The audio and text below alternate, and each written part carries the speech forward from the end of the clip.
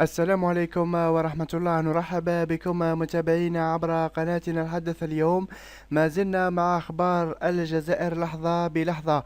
إذن متابعينا الكرام، لا تنسوا الاشتراك وتفعيل زر الجرس حتى يصلكم كل ما هو جديد لأخبار الجزائر. إذن متابعينا الكرام، آخر خبر وصل لنا نهار اليوم، حيث الجزائر ستقتني الشحنة الأولى من لقاح فيروس كورونا المستجد كوفيد 19 خلال الثلاثي الأول من سنة 2021.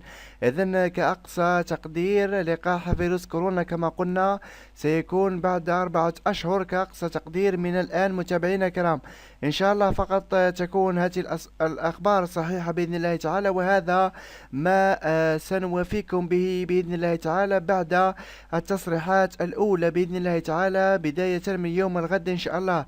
السلام عليكم ورحمة الله تعالى وبركاته.